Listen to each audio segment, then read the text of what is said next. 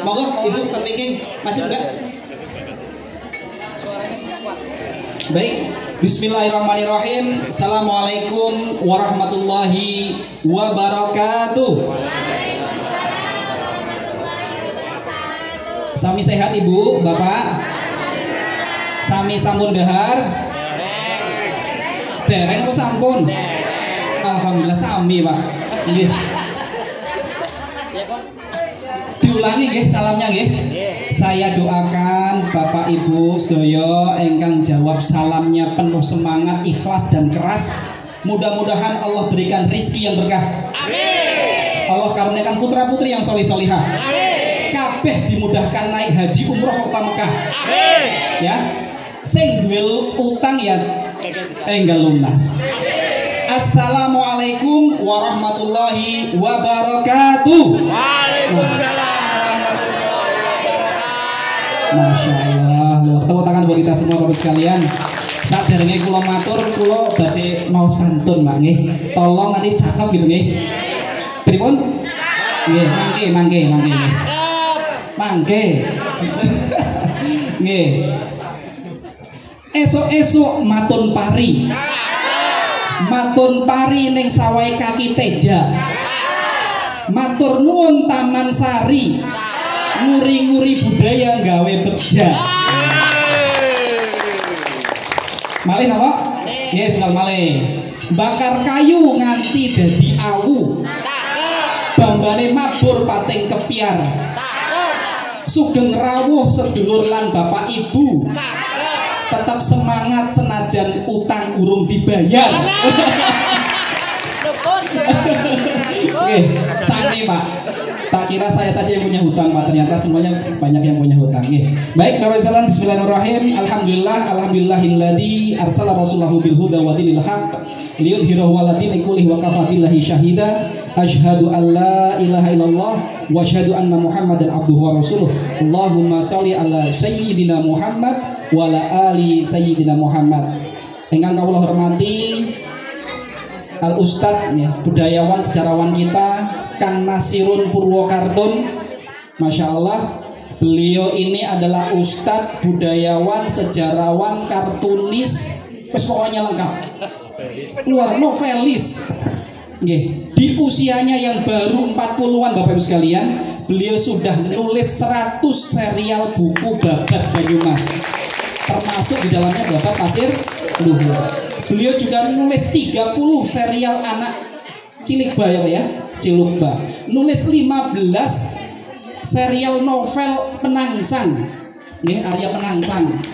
Kemudian nulis serial Islami Cahaya Ramadan Pak ya, berapa seri Pak?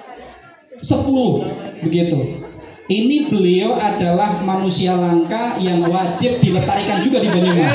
Sekali lagi tepuk tangan buat Pak Nasirun Purwokartun yang tadi sudah menjadi guide pemandu kita napak tilas sejarah atau situs kerajaan Pasir Luhur dari Istana Gede turun ke Kedung Petaunan terus kemudian ke Baranan Siang.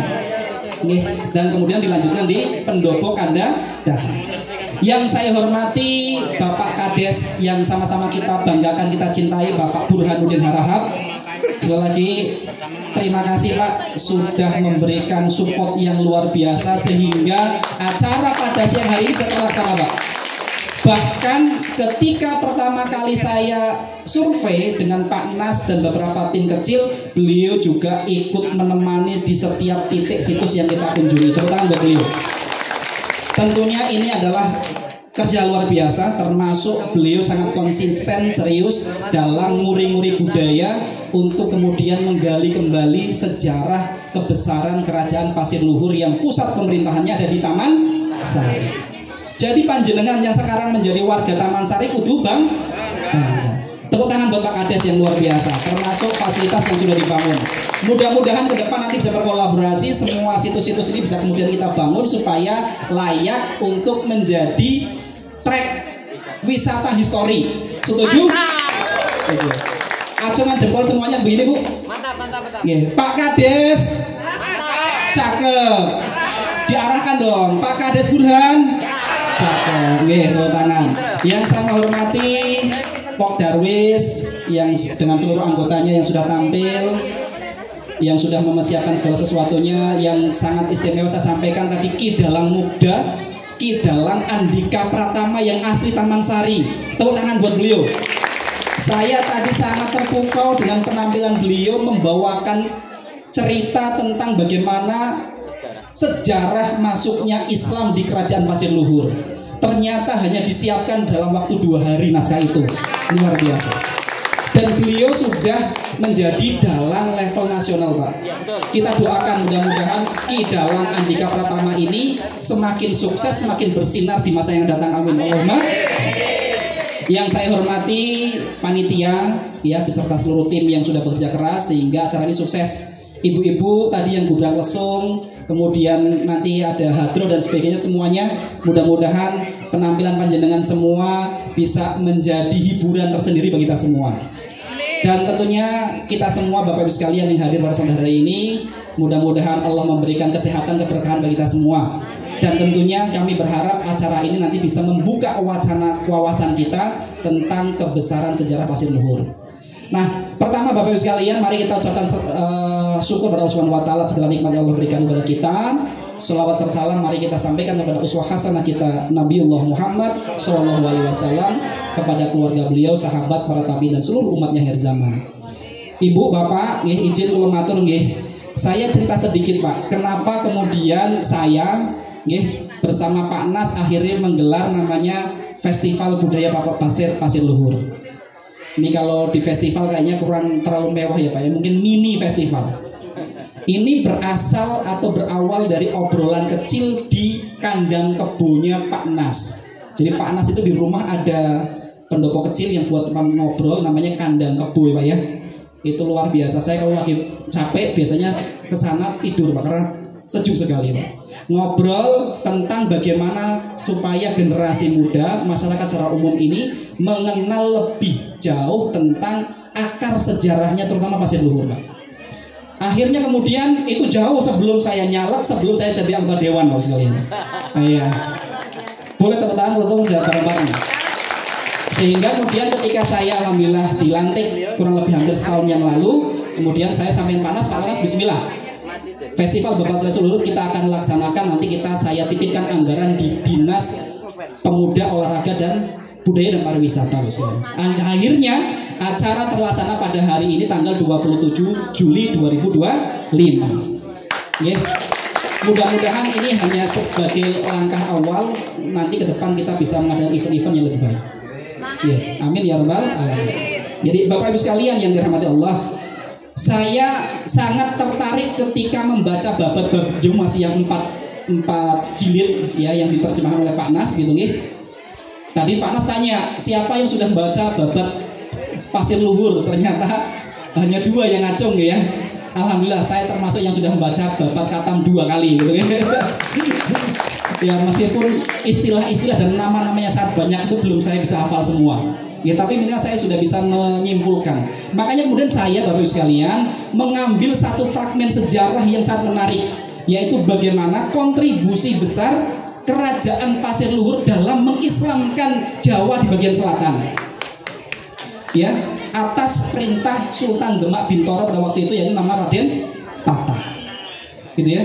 Jadi Kerajaan Pasir Luhur Bapak sekalian mengislamkan Jawa bagian selatan terutama nggih, itu dari Kerajaan Pasir Luhur terus ke barat nggih, ada Kelutung Bentar, kemudian ada saya nak tanya Pak Nas ini kabupaten apa sekarang? Tanya Pak Nas belum dilacak gitu nggih. Itu banyak sekali, ada Indralaya, Batulaya dan sebagainya, sampai kemudian di perbatasan kekuasaan Kesultanan Banten di Sungai Citarum. Sukses selama 3 tahun berdakwah mengislamkan di bumi Parahyangan, ya. Kemudian menghadap ke Raden Fatah, kemudian diberikan tugas lagi untuk mengislamkan Jawa di sebelah timur Kerajaan Demak.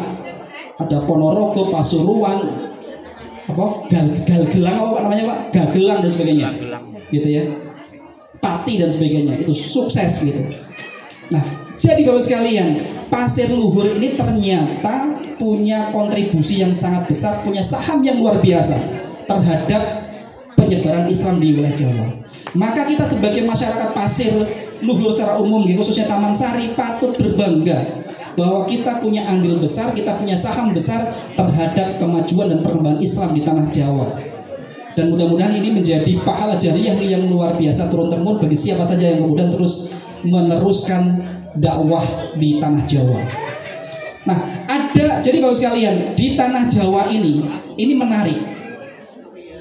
Jawa atau Indonesia barangkali satu-satunya wilayah yang ditaklukkan tanpa peperangan. Kalau kemudian kita melihat sejarah dunia, bagaimana negara-negara, kerajaan-kerajaan atau imperium-imperium besar ditaklukkan, itu kan pasti ada tokoh atau simbol, panglima perang dan sebagainya. Contohnya siapa? Persia ditaklukkan oleh Khalid bin Walid dan Sa'ad Abi Waqqas. Andalusia atau Spanyol ditaklukkan oleh siapa? Tariq bin Ziyad. Konstantinopel atau Romawi Timur ditaklukkan oleh Romawi Barat Timur, Pak. Romawi boleh lah. Romawi Timur ditaklukkan oleh siapa? Muhammad Al-Fatih. Di Jawa, di Indonesia tidak dikenal nama tunggal yang kemudian itu bisa dinisbatkan sebagai penakluk Islam di sini. Islam masuk di Jawa melalui jalur budaya, Bapak sekalian, jalur perdamaian, pernikahan, perdagangan dan sebagainya. Ini Masya Allah, ini menunjukkan kecerdasan. Dan apakah upaya penaklukan pernah dilakukan? Pernah. Tercatat di dalam dinasti Tang, Bapak sekalian ya. Bukan sanes Tang dong ya, dinasti Tang dan Cina. Dinasti Tang.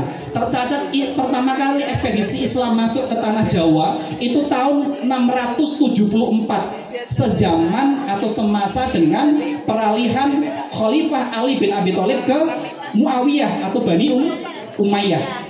Tapi gagal. Kemudian dikirim lagi. Ya, dikirim lagi kurang lebih sekitar 20.000 pasukan, Pak, untuk mengislamkan Jawa. Dibunuh semua, katanya tinggal 200 pasukan. Abad 10, abad 10 tahun 1000-an diutuslah seorang syekh yang kemudian mempunyai keahlian yang pada waktu itu menyerupai kesukaan masyarakat Jawa, yang suka yang ajaib-ajaib. Namanya Syekh Ali bin Syekh Bakir atau yang disebut Syekh Subakir. Tapi itu pun belum bisa diterima. Sampai kemudian datanglah satu keluarga yang namanya Syekh Ibrahim Samarqandi dengan dua putranya yang namanya Ali Murtado dan Ali Rahmat. Ya, musing Pak, musing. Ya, pokoknya pura-pura ngerti mawon pokoknya. Manduk lah. Ya. Biasa di luar.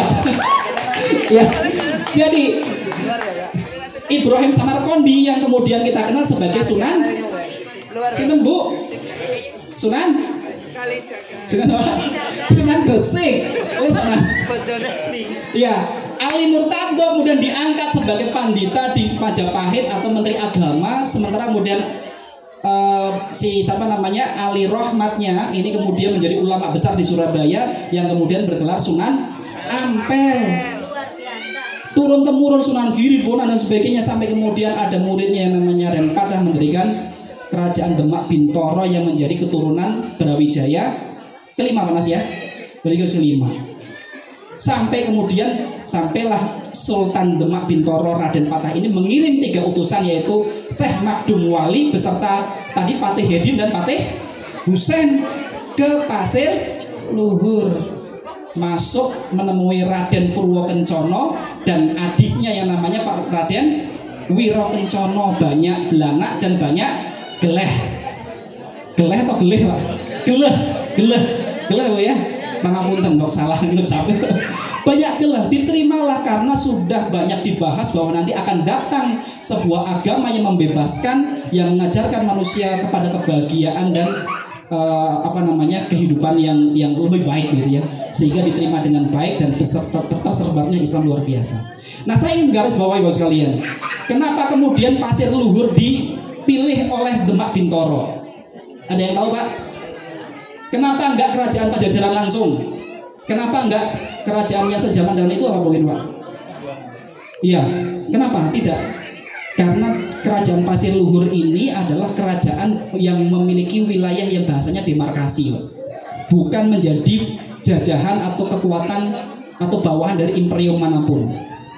bebas. Makanya Banyumas Bapak sekalian oleh hampir semua ahli sejarah disebutkan budaya asli orang Jawa ya Banyumas, ngapak-ngapak. Makanya penulisannya juga pakai hurufnya pakai A. Hangacaraka Data Sawala pada jayanya Magaba. Nama-nama rajanya juga pakai A. Kandadaha, Purwakencana, Purwakerta dan sebagainya. Gitu ya. Huruf O diganti ketika zaman Sultan Agung Hanyoto Kusumo. Nah, jadi sekalian ada 3 hal yang saya tandai. Kenapa kemudian Pasir Luhur dipilih? Ya, pertama sekalian bahwa Demak Bintoro dengan dewan dakwahnya itu lembaga dakwahnya Wali Songo itu Bapak sekalian itu berhasil mengislamkan tanah Jawa kurang dari 50 tahun, disebutkan hanya dalam waktu 40 tahun saja. Dengan apa? Dengan kekuasaan dan politik. Makanya kemudian ketika Syekh Magdum Wali beserta 2 pengawalnya ke Pasir Luhur atas nama besar Demak Bintoro sebagai penerus Kerajaan Majapahit langsung diterima dengan baik. Ketika kemudian diperintahkan oleh Raden Patah menyebarkan Islam ke barat, ke Bumi Parahyangan atau Jawa Barat, itu mudah terima karena yang menyebarkan seorang raja yang keturunnya Prabu Siliwangi. Prabu Siliwangi punya anak namanya banyak Cotro atau Mandaka, punya anak namanya banyak Rama atau Roma tadi Pak ya. Kemudian Wirata kedua. Kemudian banyak Wirata, kemudian banyak Kesumba, banyak Belana dan banyak Geleh tadi. Geleh atau Geleh? Geleh. Kemudian banyak Belana punya anak namanya banyak Tole yang kemudian menjadi murtad kembali ke Buddha tadi yang diceritakan Pak Nas tadi. Sejarahnya begitu Bapak sekalian. Paham? Masuk? Buh nggak Mas? Pas pokoknya matut baik lah. Mana matut baik pokoknya. Kalau jajarnya nggak betul paham, pura-pura paham lah kayak gue lah ya. Nah, jadi Bapak sekalian luar biasa bahwa Islam berkembang begitu pesat dengan cara damai karena ada backup kekuasaan dan politik yang luar biasa. Sehingga ketika rajanya yang kemudian Islam, maka seluruh jajaran pemerintahannya langsung ikut Islam. Kalau yang ngajak orang biasa akan beda cerita. Contohnya hari ini, kalau kiranya yang ngajak misalkan non sewu sinten, misalkan ya semuanya Kang Dasmun, kira-kira panjenengan sami rawuh mboten? Karena yang ngajak itu Kang Nas dan anggota dewan, Pak Kades. Alhamdulillah kurang lebih 100 orang lebih yang datang, tepuk tangan buat kita semua. Inilah pentingnya kekuasaan Pak. Sebelum diangkat anggota dewan saya bukan siapa-siapa Pak. Begitu saya anggota dewan dilantik, saya japri Pak Kadis Porabudpar Pak Setia, saya titip anggaran 50 juta ya buat ini. Oh siap Pak Dewan gitu. Pak, niku tolong lampu merah pasar Karanglewas itu kalau merah atau hijau dari arah timur hanya selang berapa detik dari barat ikut hijau, sering patas dan terjadi kecelakaan. Saya telepon Pak Kadis Pak Agus. Siap Mas Dewan gitu kan. Ada perintah apa kali gitu. Ini menurut saya Pak tolong diperbaiki lampu merah pasar Karanglewas. Lu pripun Mas? Ini begini Pak. Oke siap. Besok diperbaiki. Ketemu saya lagi langsung laporan Mas Dewan sudah kita perbaiki, silakan dicek. Mantap. Gitu Pak. Ada lagi jembatan bodol. Orang ambruk Pak, ambruk nggih, ambruk nggih. Di Purwojati Jatilawang. Habis subuh saya dikabari oleh Ketua DPC PKS ada jembatan ceroboh, saya forward ke PU, Dinas Pekerjaan Umum, bukan dapur umum, Dinas Pekerjaan Umum. Pak izin advokasi laporan warga kami ada jembatan putus yang membuat Kecamatan Jatilawang dan Purwojati. Langsung siap Pak, jam 10 saya dikabari sudah survei ke lokasi dan alhamdulillah mulai bulan Juni sudah dibangun. Itu namanya kekuasaan, punya daya paksa Pak. Saya tadinya bukan siapa-siapa karena sekarang jadi anggota dewan, yang minimal omongannya ditukul kalau dinas dan sebagainya. Termasuk ada cara di alhamdulillah. Mudah-mudahan ya apa yang menjadi amanah saya ini bisa dimanfaatkan sebaik-baiknya untuk masyarakat Banyumas dan Dapil 6 khususnya. Jadi kalau sekalian kembali lagi bahwa tadi yang pertama adalah Islam dikembangkan melalui jalur kekuasaan politik ya, kekuatan tapi dengan jalur damai. Ya, yang kedua tadi harus ada raja, orang penting yang kemudian disebarkan. Sama ketika Rasulullah berdakwah pun Rasulullah milih-milih siapa yang harus diislamkan pertama kali. Ya, Abu Bakar orang kaya, kemudian Umar orang yang sangat takuti, Khadijah saudagar perempuan yang sangat kaya dinikahi dan sebagainya. Jadi seperti itu. Nah, jadi sekali lagi ini penting supaya kita bisa memahami bahwa Islam itu indah gitu ya. Ternyata Islam bisa kemudian berdakwah dengan bagaimana cara cara kebiasaan masyarakat yang di sekitarnya. Sehingga lahirlah Islam di Indonesia yang menjadi rahmatalil alamin, Islam yang jauh dari nilai-nilai kekerasan, perang dan sebagainya. Islam yang bahkan paling besar di dunia, jauh lebih besar ketika seluruh masyarakat Islam di Jazirah Arab digabung dari satu, Pak. Bangga bukan, Pak? Tanpa Nah, ini adalah salah satu bagian dari kita kembali mengingatkan bahwa kita punya sejarah, kita punya leluhur yang kemudian benar-benar luar biasa. Ya, begitu Bapak sekalian, kayaknya terlalu panjang sudah dikode-kode gitu ya. Nah, sebelum saya tutup saya pantun lagi. Tolong jawab, cakep ya. Yes, saya pantun lagi nih. Saya baca bosolnya betul niki. Ingat, sega kupat disiram santen. Kurang kompak. Sega kupat disiram santen. Segahe panas lawe bajeman. Saking kulo cekap semanten. Mbok Kangmas ora keduman. Dari saya sekian, bila taufiq hidayah. Assalamualaikum warahmatullahi wabarakatuh. Oke, terima kasih banyak Bapak Sukoco ya atas sambutan yang diberikan. Nah, setelah ini akan ada